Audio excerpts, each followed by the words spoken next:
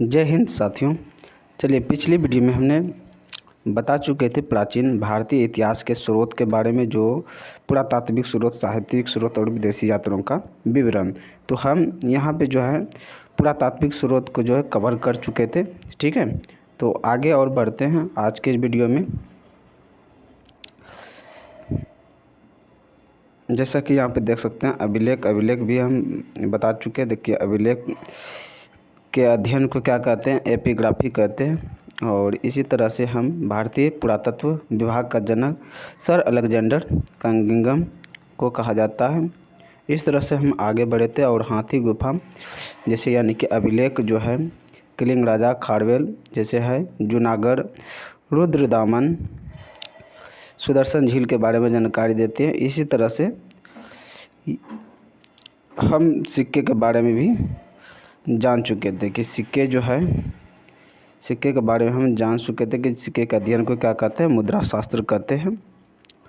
और इसी तरह से हम आगे बढ़ते हैं। आज के इस वीडियो में ये पार्ट 3 होने वाला है, जो कि हम साहित्यिक स्रोत को कवर करने वाले हैं। ठीक है, तो यहाँ देखिए साहित्यिक स्रोत में क्या कहता है।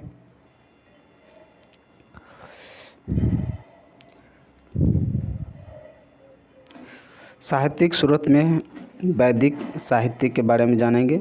ये देखिए, साहित्यिक स्रोत जो होता है, एक होता है वैदिक स्रोत और एक होता है ब्राह्मण स्रोत, ब्राह्मण साहित्य। ओके, वैदिक साहित्य और एक ब्राह्मण साहित्य होता है।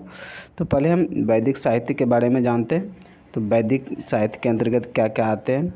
जैसे कि यहाँ पे देखिए, इसके अंतर्गत क्या आते हैं? वेद आते हैं तथा उससे संबंधित ग्रंथ होता है, पुराण होता है, महाकाव्य होता है, समृद्धि आदि आते हैं यहाँ। ओके, भारत के सबसे प्राचीन अगर ग्रंथ की बात करें तो वेद ही है। क्या है? वेद। सब भारत के सबसे प्राचीन ग्रंथ क्या है? वेद। ये जो है आपके एग्जाम के लिए बहुत ही इम्पोर्टेंट होने वाला है, इसीलिए इसको आपको याद रखना है। ठीक है, कि भारत के सबसे प्राचीन ग्रंथ क्या है? वेद है। वेद आपको याद रखना है। और जिसका शाब्दिक अर्थ क्या होता है? ज्ञान होता है। वेद का जो है शाब्दिक अर्थ क्या होता है? ज्ञान होता है।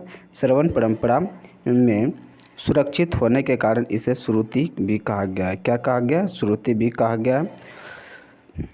और वेदों की संकलनकर्ता, ये भी आपके लिए इम्पोर्टेंट हैं, जो कि आपके एग्ज़ाम के लिए मोस्ट वीवीआई है। ठीक है, क्या है कि महर्षि, देखिए वेदों के संकलनकर्ता जो है महर्षि कृष्ण द्वैपायन वेद व्यास, ये आपको याद रखना है, जो कि हर एग्ज़ाम में पूछे जाते हैं।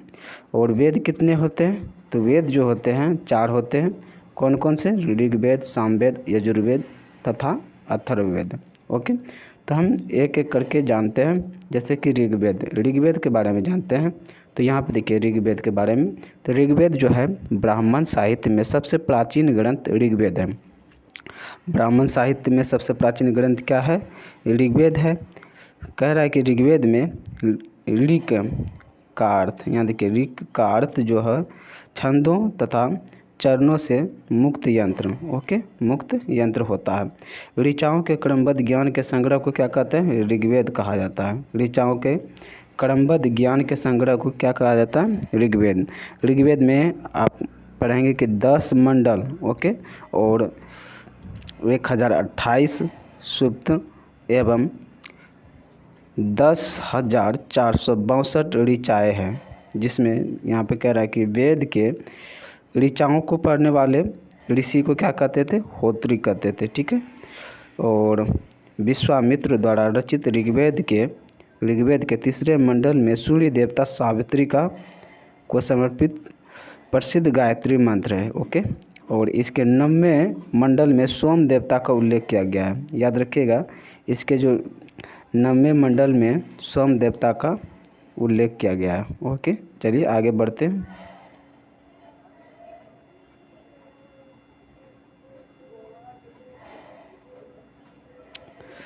चलिए, बाद में जोड़े गए 10वें मंडल में पहली बार शूद्रों, यहाँ याद रखिएगा, शूद्रों का उल्लेख किया गया, जिसे पुरुष सूक्त कहा गया। जिसके अनुसार 4 वर्ण, ये याद रखिएगा, 4 वर्ण जो है ब्राह्मण, क्षत्रिय, वैश्य तथा शूद्र आदि पुरुष ब्रह्मा के क्रमशः मुख से, भुजा से, जंघाओं से और चरणों से उत्पन्न हुए हैं। ओके, कौन कौन? ब्राह्मण, क्षत्रिय, वैश्य तथा शूद्र। इन चारों यहाँ से मुख से, भुजा से और जंघाओं, चरणों से उत्पन्न हुए हैं। ये याद रखना है आपको।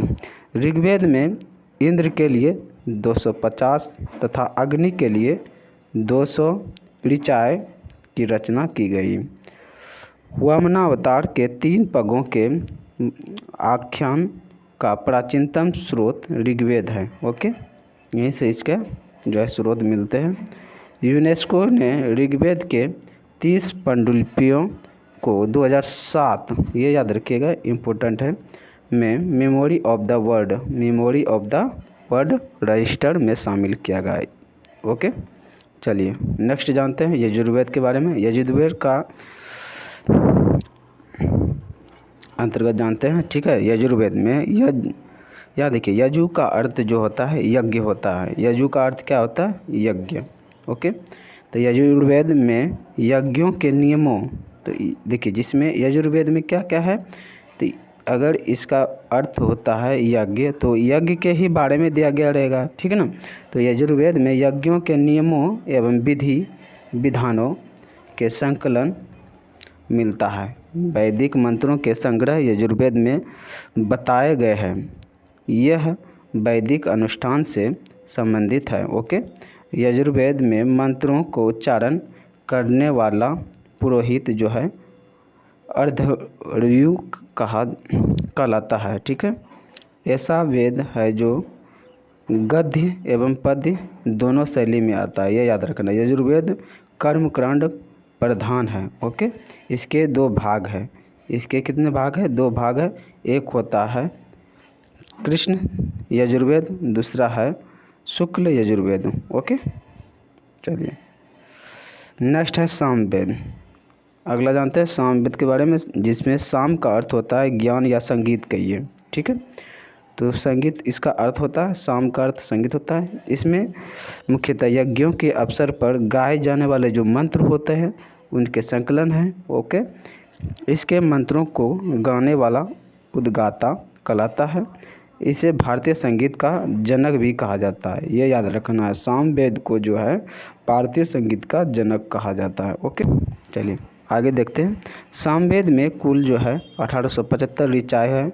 ओके, यानी कि मंत्र, जिनमें 75 से अतिरिक्त शेष ऋग्वेद से ली गई है। ओके, अवेद, गंधवेद इसकी प्रमुख शाखाएँ कौथुमी, जैमिनी तथा रनायनी, ये सारे जो है अवेद हैं। ओके,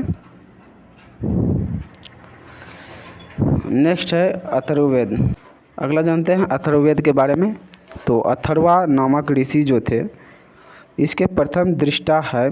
इन्हीं के नाम पर जो है इसे अथर्ववेद कहा गया था, और तथा इसके दूसरे दृष्टा रचयिता अंगिरस ऋषि थे, इसीलिए इसे अर्थवागीरस वेद भी कहा जाता है। इसे जो है यहाँ देखिए भैषज वेद भी कहा जाता है। इस वेद में सर्वप्रथम सती प्रथा का उल्लेख किया गया है। इसकी रचना सबसे अंत में हुई। इसमें कुल 20 कांड हैं और 731 सूक्त और जो है 5987 मंत्र, ये याद रखना है। इसमें लगभग 1200 मंत्र ऋग्वेद से उद्धृत है। ओके।